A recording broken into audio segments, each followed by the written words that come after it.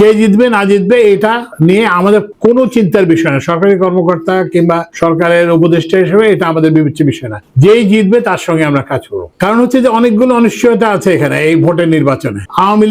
আওয়ামী লীগ এখন ওই যে অ্যাক্টিভিটি নিষিদ্ধ, কিন্তু তাদের তো ভোটাধিকার তো নিষিদ্ধ করা হয় না। 18 থেকে 35 বছর বয়স যাদের, এই গত 16 বছরে তো ওরা নির্বাচনে ভোট দেয় নাই, তো ওরা কাকে ভোট দিবে তুমি জানো? তাহলে কিসের ভিত্তিতে বলতেছে অমুক জিতবে, অমুক প্রার্থী জিতবে? ওই যে যারা আগেও আমরা দেখছি যে ওসি সাহেবরা ইয়েরা আগে থেকে আটঘাট বাঁধে যে অমুক তো হবে ওনার সাথে, এসব ভুলে যাও। ঢাকা ইউনিভার্সিটি ইলেকশনের দিকে দেখো, তারপরে এখন এই যে জাকসুর যে ইলেকশন হচ্ছে দেখো। তো ওই জন্য এগুলো কিন্তু আমাদের কোনো এটা আমাদের কোনো কাজ নাই। কে জিতবে না জিতবে এগুলো নিয়ে আমাদের কোনো মাথা ব্যথার কারণ নেই। যেই জিতবে আমরা তার সঙ্গে কাজ করব, তাকে সহযোগিতা করবো। আর নির্বাচনে সামান্যতম অনিয়ম হলেই কিন্তু ব্যবস্থা গ্রহণ করবে। 18 সালে ডেপুটি কমিশনার এবং পুলিশ সুপারদের বিরুদ্ধে ব্যবস্থা নেওয়া হয়েছে 25 সালে, 7 বছর পরে। আমরা কিন্তু সেটা করবো, আমরা কিন্তু তাৎক্ষণিকভাবে ব্যবস্থা গ্রহণ করবো।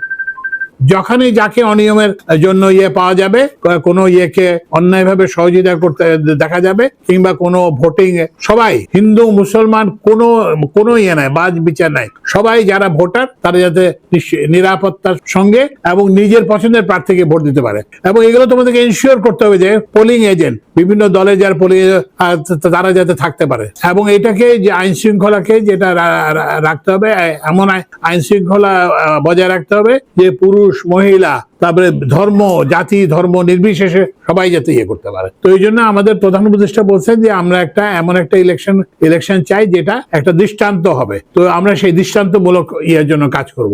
এবং আমরা বললাম যে ইউ উইল সি দ্যাট কি পরিমাণ মনিটরিং এবার হবে। একটা জিনিস মনে রাখবা যে এখন কিন্তু ওই যুগ নাই যে এসে কেউ একজন ইয়ে করে যাবে, ওই কি বলে যে ইলেকশনের একটা ফল দিয়ে যাবে, সেই সুযোগ কিন্তু এখন আর নাই। এখন কিন্তু মানুষ অনেক সচেতন।